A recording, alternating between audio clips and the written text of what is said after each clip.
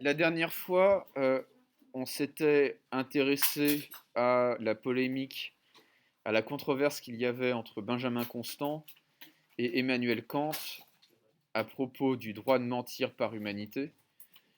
Kant fonde l'exigence de la morale sur le caractère universel de l'obligation morale et Constant affirme que si on fonde la morale sur ce critère, alors la société ne peut pas survivre.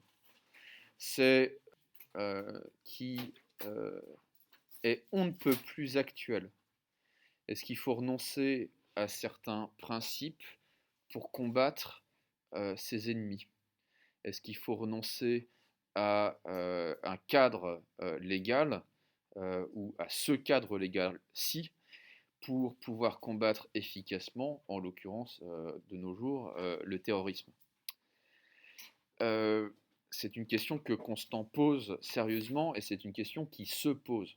C'est une question qu'on ne peut pas balayer d'un revers de main en disant mais non, euh, euh,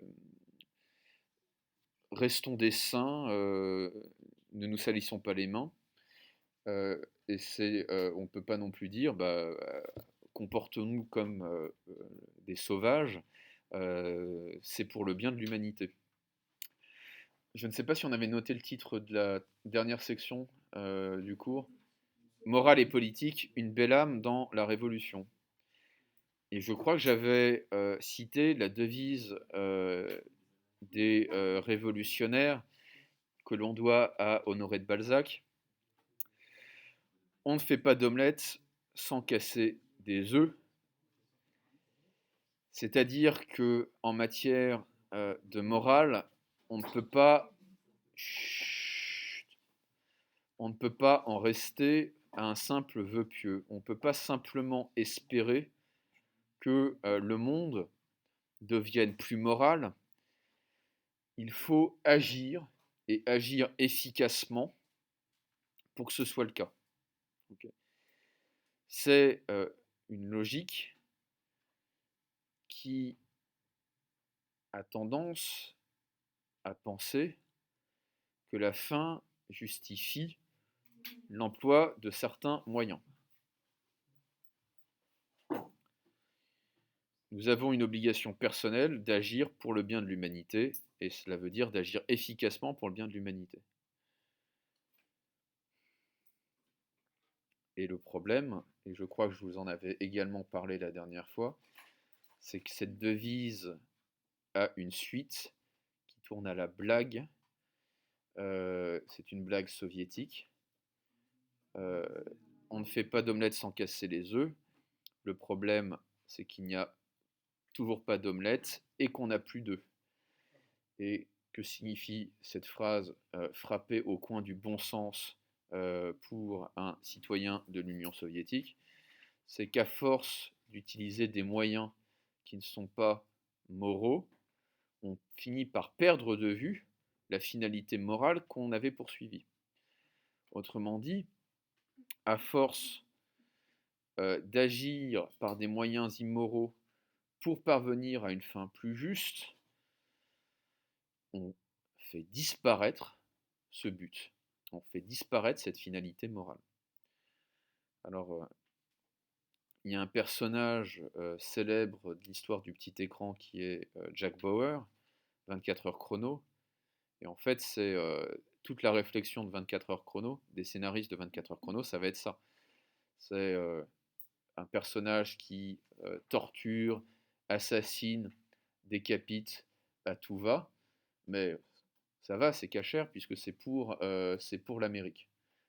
C'est pour les États-Unis d'Amérique.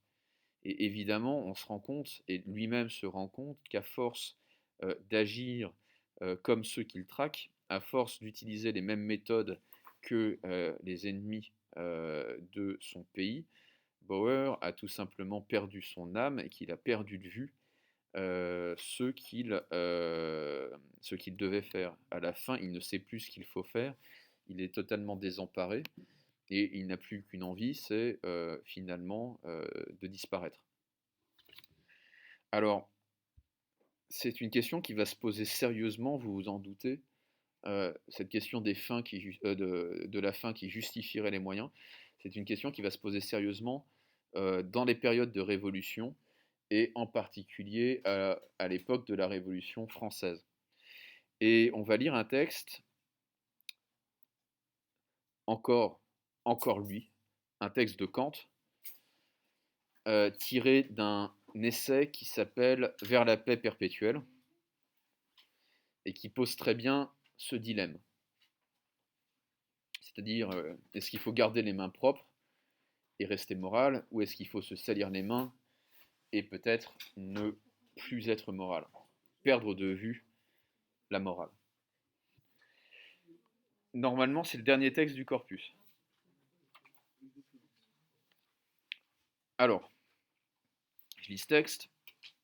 Le politique moral aura pour principe le défaut, soit dans la constitution d'un État, soit dans les rapports des États entre eux, le principal devoir des chefs est d'y faire aussitôt des amendements conformes au droit naturel établi sur la raison, dussent-ils même sacrifier à ces changements leurs propres intérêts. Non point qu'ils doivent rompre violemment les liens de la société civile et cosmopolitique, avant même que d'avoir une meilleure forme à substituer à l'ancienne. Une opération aussi brusque n'est pas moins désavouée par la morale que par la politique, mais ce qu'on peut exiger des gouvernants, c'est qu'ils aient toujours devant les yeux le devoir d'opérer ces réformes et de tendre par des progrès continuels vers la meilleure constitution possible.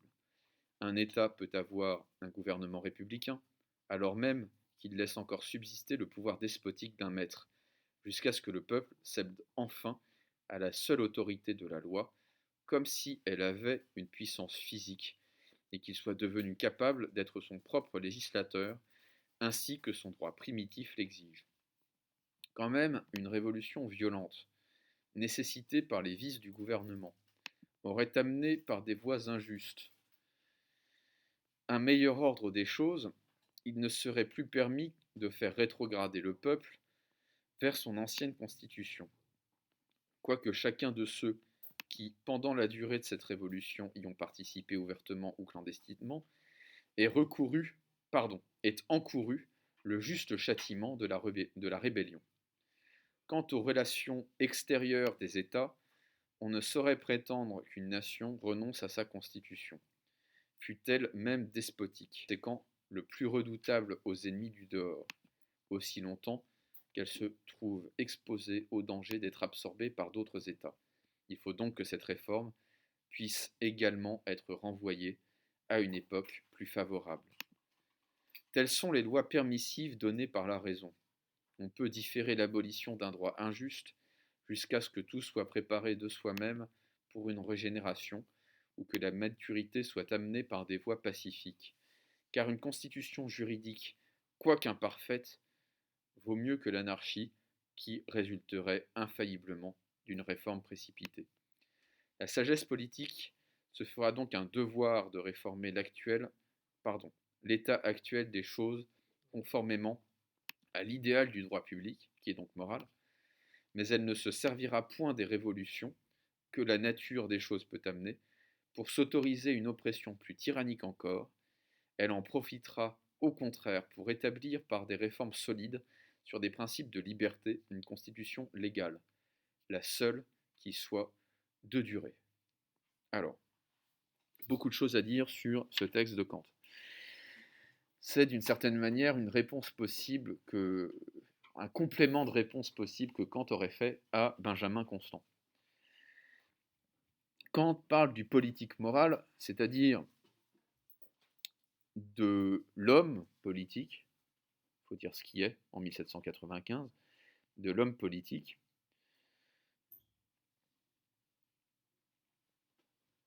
qui se caractérise par ce que nous considérons à tort comme un vice, mais qui est en réalité une vertu, et même la vertu politique, l'opportunisme. Le politique moral, son opportunisme. Et il faut comprendre ce mot au moins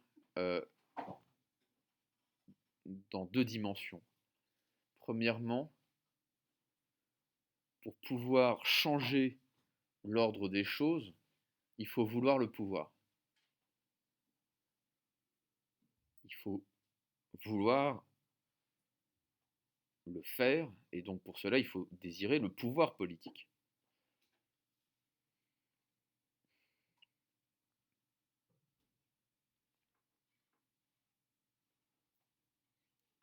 Et donc on ne peut pas se contenter de garder les mains propres en regardant les autres faire. Quand on prend la morale au sérieux, on doit s'engager en politique et parvenir au pouvoir, coûte que coûte. C'est une manière de comprendre cet opportunisme. Oui, l'ordre des choses. Il faut vouloir le pouvoir, c'est-à-dire il faut vouloir le faire et il faut vouloir le pouvoir politique. Alors, la deuxième manière de comprendre l'opportunisme kantien, c'est que le politique moral doit faire flèche de tout bois. Il doit profiter des circonstances dans lesquelles il se trouve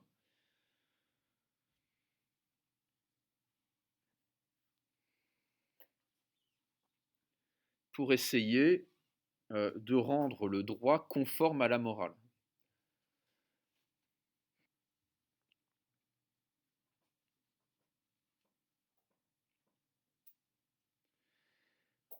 En politique, on ne choisit pas le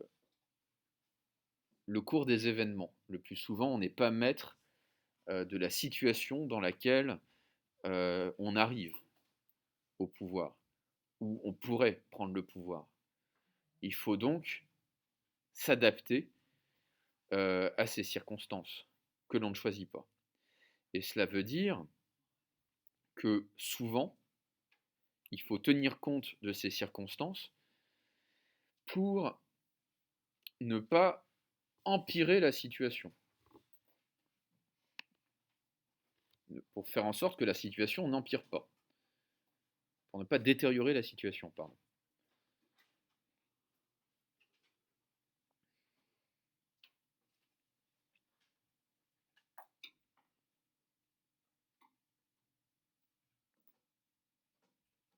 Kant va prendre deux exemples.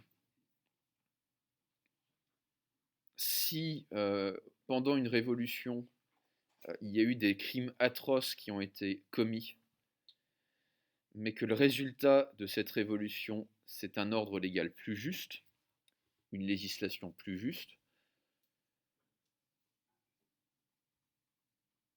le politique moral ne doit pas revenir à l'ordre ancien des choses. Il doit d'une certaine manière accepter cette violence révolutionnaire sans la cautionner et sans y avoir forcément participé. Il doit simplement dire, voilà, c'est le résultat qui compte. On ne va pas remettre en cause le résultat au prétexte que les moyens par lesquels on est parvenu à ce résultat ne sont pas moraux. Et le deuxième exemple qu'il prend, en fait, c'est la question du timing, c'est la question du kairos en politique, du moment opportun. Le deuxième exemple qu'il prend, c'est l'exemple d'un pays qui est dirigé par un despote, c'est-à-dire par un monarque absolu.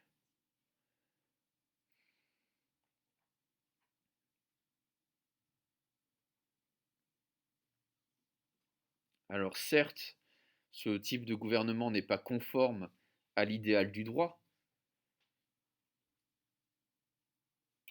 mais si le pays est menacé d'invasion, il serait absurde de vouloir renverser le chef de l'État, même si cette forme de gouvernement est injuste.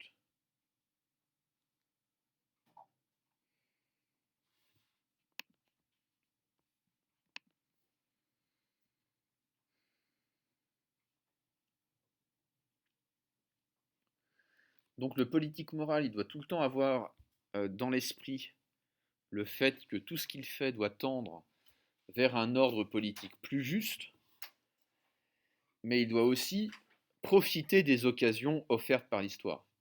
Crise, révolution, guerre civile, etc.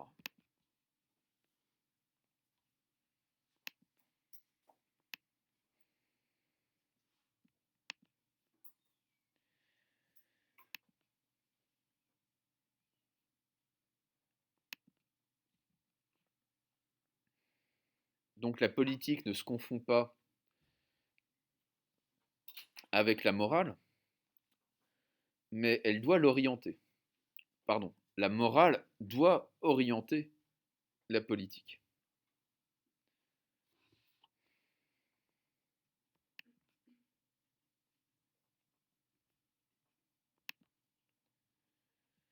À condition d'agir de manière judicieuse.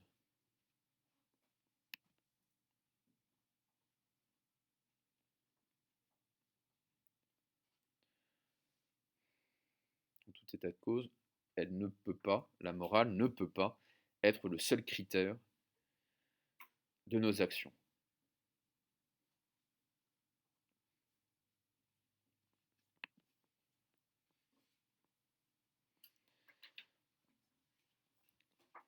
La survie de l'État passe avant tout, en fait. C'est ce que dit Kant. Alors justement, la survie de l'État nous conduit directement au cours sur l'État. Quelle transition habile. Alors, la situation est la suivante. On a déjà avancé avec vos camarades sur la notion d'État. Vous irez voir le cours que j'ai posté sur YouTube, en passant par NetoCentre, en passant par Pronote. J'estime que ce cours est fait, si vous voulez. J'ai passé 2 heures, 1 heure et demie sur la notion d'État. Vous irez voir cette vidéo. Et au fond, j'ai déjà dit beaucoup de choses sur la question de l'État.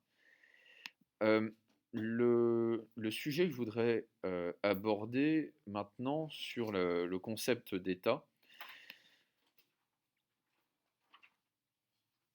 c'est un concept qui...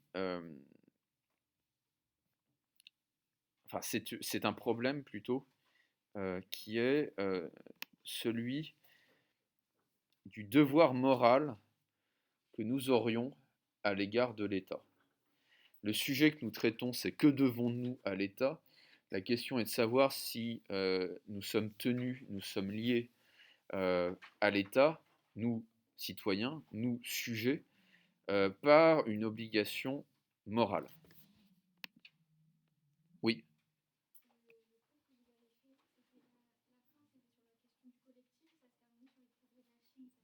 Sûr? Oui. Oui, oui, tout à fait. Alors,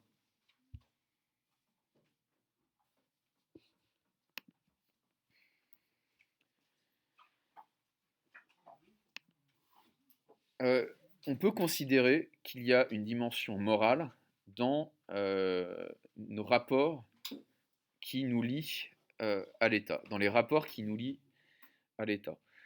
On peut trouver notamment cette idée chez un philosophe allemand qui s'appelle Georg Wilhelm Friedrich Hegel, Hegel pour les intimes, H-E-G-E-L.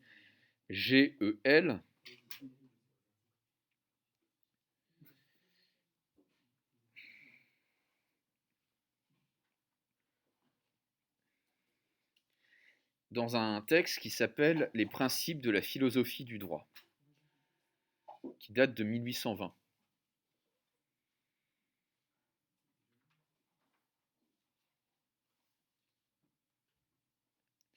Pascal va dire que l'État, Pascal, pardon, Hegel va dire que l'État a 2 fonctions.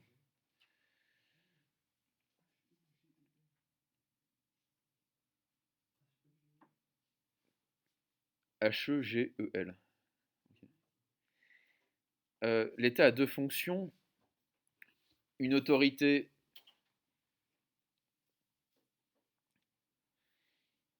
extérieure,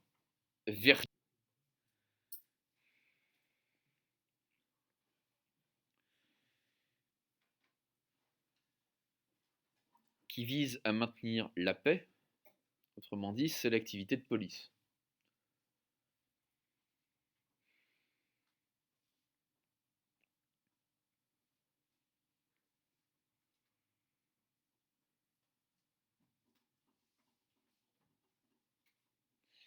Et la deuxième fonction de l'État va consister à intégrer dans des domaines juridiques privés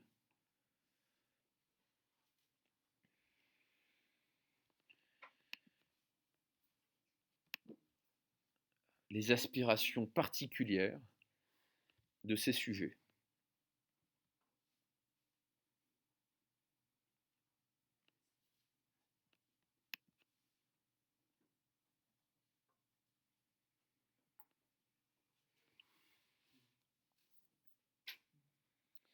Autrement dit, ce que dit Hegel, c'est que le droit ne fait pas qu'appliquer des lois générales à des individus,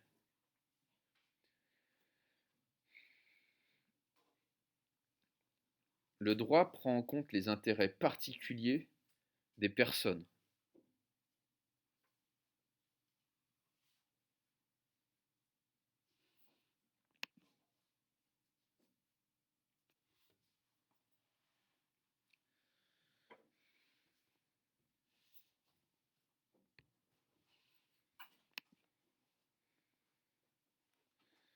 Alors c'est ce que dit Hegel dans l'alinéa 261 des Principes.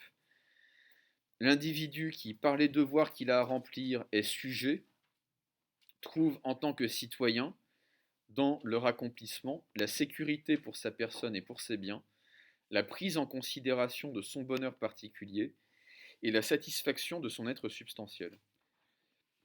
Qu'est-ce que ça veut dire? Ça veut dire qu'on est soumis à l'État et que cette soumission, elle est vécue comme un devoir. Okay. On est soumis à l'État, cette soumission est vécue comme un devoir, mais du point de vue de la personne,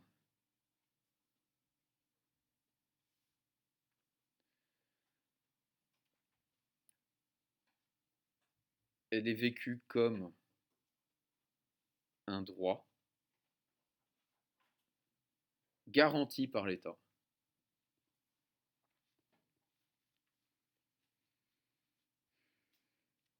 Qui garantit nos intérêts particuliers. Et qui rend possible en fait la satisfaction de nos intérêts particuliers.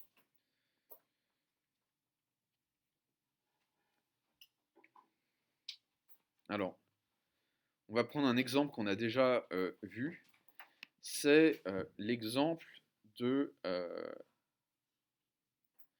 la dépénalisation de l'avortement aux États-Unis.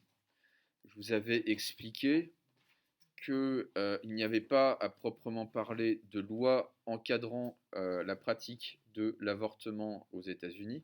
On peut d'ailleurs penser que c'est un problème et que ça risque de poser problème. Un arrêt de la Cour suprême qui est l'arrêt célèbre Roe v. Wade qui date de 1973. Et au fond, il faut se demander comment on peut comprendre d'un point de vue hegelien cet arrêt. Au départ, il y a une femme qui s'appelle Jane Roe, Jane Doe. En fait, c'est une femme qui s'appelle Norma McCorvey. Et elle souhaite sincèrement, pour elle, parce que c'est son intérêt particulier, pouvoir avorter de manière confidentielle et de manière sûre. C'est son intérêt particulier de le faire. Mais son engagement civique va conduire l'État à prendre en compte sa demande particulière, non pas sous une forme particulière, non pas pour lui dire « toi, tu as le droit », mais pour reconnaître ce droit à toutes les personnes, à toutes les femmes. Donc, En fait, qu'est-ce que c'est qu'un citoyen? Un citoyen, c'est plus qu'un individu, puisque c'est un individu dont le bonheur particulier va être pris en compte par l'État, mais sous la forme d'une loi générale.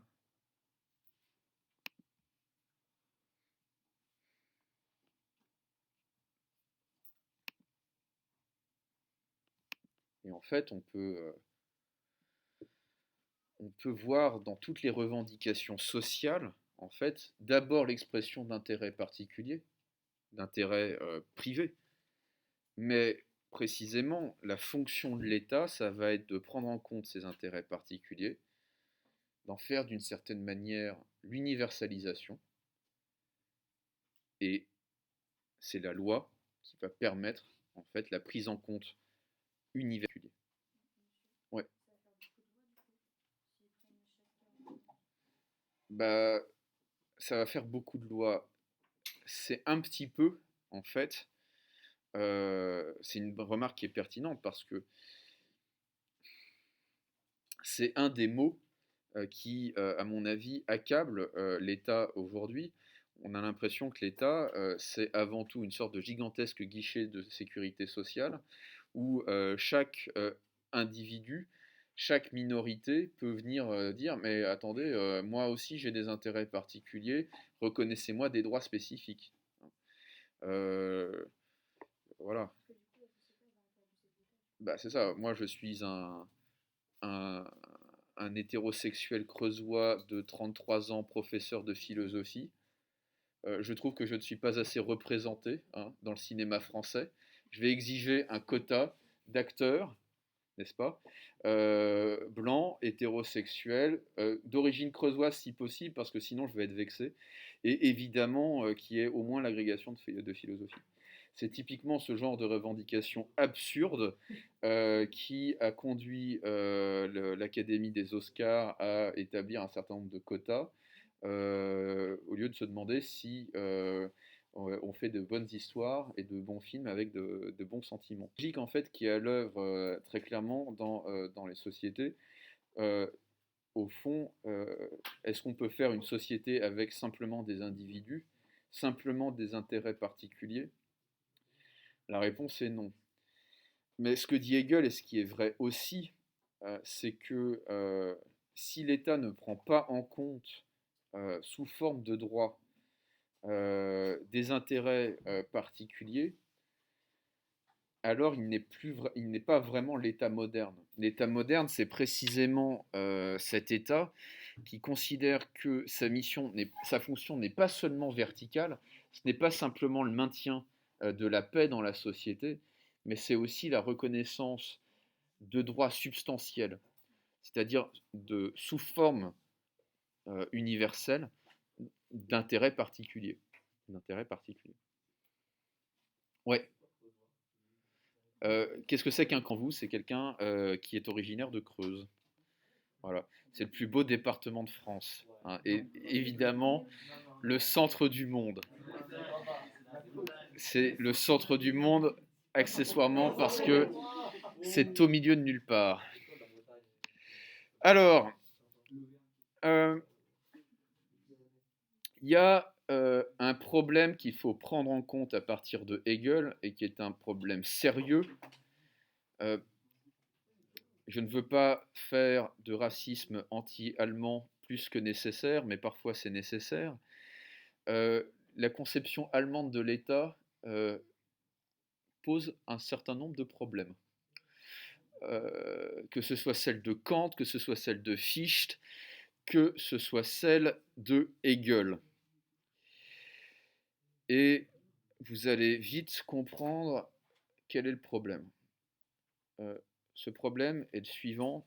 En tant qu'individu et en tant que personne, je ne trouve de satisfaction pleine et entière de mon existence que dans et par l'État. Autrement dit, l'État, pour Hegel, c'est cette institution qui est au fond un prolongement de moi-même.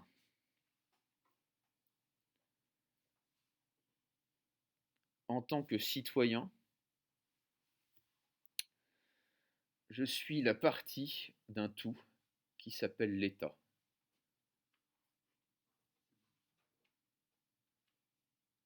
Oui, c'est beau. Ça s'appelle le totalitarisme. Et c'est très beau, c'est magnifique. Alors, je ne dis pas que Hegel a une conception totalitaire de l'État, mais je dis que sa conception de l'État peut mener et aller amener au totalitarisme.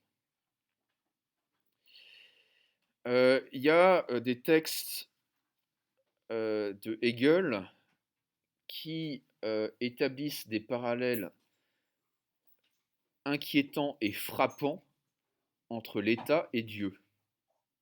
Entre l'État et Dieu.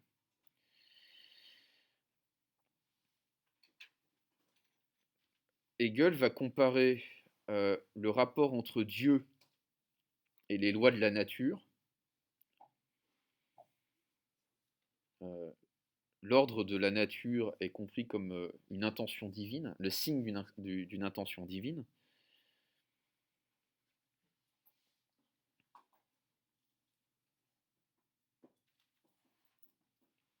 Et l'humanité et les lois de l'État. Je lis un texte qui, en ces périodes de confinement, devrait nous filer des frissons. Que de fois ne parle-t-on pas de la sagesse de Dieu qui se manifeste dans la nature? Il ne faut pourtant pas s'imaginer que le monde de la nature physique est quelque chose de plus élevé que le monde de l'esprit. Car autant l'esprit est au-dessus de la nature, autant l'état est au-dessus de la vie physique. Il faut donc vénérer l'état comme un être divin terrestre. Il faut donc vénérer l'état comme un être divin terrestre.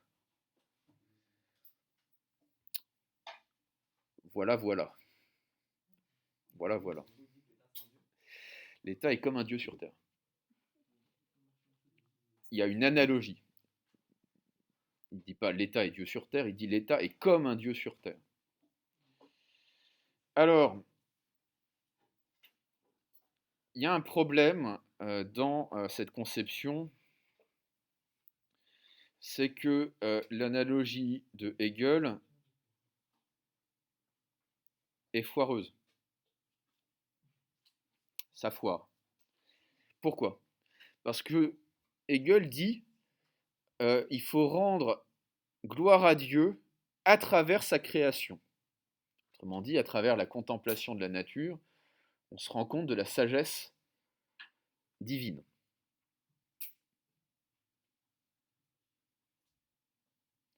Et ensuite, il dit il faut donc, de la même manière, rendre gloire à l'État. Et nein, ça va pas du tout cette affaire. Parce que Hegel dit que l'État est l'expression de la sagesse des hommes. Donc en fait, il faut rendre gloire aux hommes d'avoir créé l'État et non pas rendre gloire à l'État. Vous comprenez? La nature est à Dieu, la nature est à Dieu ce que l'État est aux hommes, c'est-à-dire leur création. On ne vénère pas la nature parce qu'il y a Dieu. On vénère Dieu parce qu'il y a la nature. Et de la même manière, on ne devrait pas vénérer l'État parce qu'il y a les hommes. On devrait vénérer les hommes parce qu'il y a l'État. Vous comprenez? Si on a la raison humaine, on n'a pas à vénérer l'État.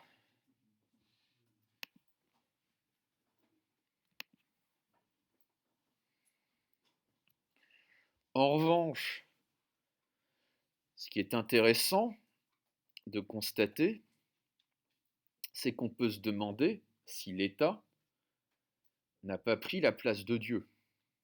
Autrement dit, l'État moderne émerge en Occident à une époque où la religiosité est en net recul, où les sociétés se sécularisent.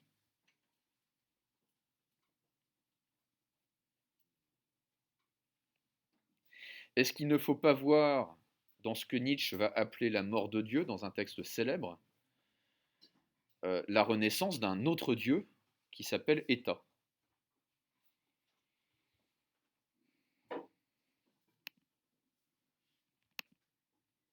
Alors je voudrais vous lire ce texte célèbre de Nietzsche. Ça va devenir une sorte de slogan, un petit peu comme la tronche de Che Guevara sur les t-shirts, ça va devenir une sorte de slogan pour les anarchistes qui ne comprennent rien. Dieu est mort. Friedrich Nietzsche, Le Gai Savoir, alinéa 125, ou fragment 125. Ça commence par le dément. C'est le titre du fragment. N'avez-vous pas entendu parler de ce dément qui, dans la clarté de midi, alluma une lanterne, se précipita au marché et cria sans discontinuer : « Je cherche Dieu, je cherche Dieu !» Étant donné qu'il y avait justement là beaucoup de ceux qui ne croient pas en Dieu, il déchaîna un énorme éclat de rire. « S'est-il donc perdu ? Disait l'un. S'est-il égaré comme un enfant ? Disait l'autre. Ou bien s'est-il caché ? A-t-il peur de nous ? S'est-il embarqué ? A-t-il émigré ? Dieu a-t-il émigré ? Ainsi criait-il en riant dans une grande pagaille. Le dément se précipita au milieu d'eux et les transperça du regard. « Où est passé Dieu ? Lança-t-il, je vais vous le dire. Nous l'avons tué, vous et moi, nous sommes tous ces assassins. Dieu est mort, Dieu demeure mort et nous l'avons tué. Comment nous consolerons-nous, nous assassins entre les assassins ? Ce que le monde possédait jusqu'alors de plus saint et de plus puissant, nos couteaux l'ont vidé de son sang. Qui nous lavera de ce sang ? À quelle eau pourrions-nous nous purifier ? Quelle cérémonie expiatoire, quel jeu sacré nous faudra-t-il inventer ? La grandeur de cet acte n'est-elle pas trop grande pour nous ? Est-ce que vous pouvez fermer la porte, s'il vous plaît ?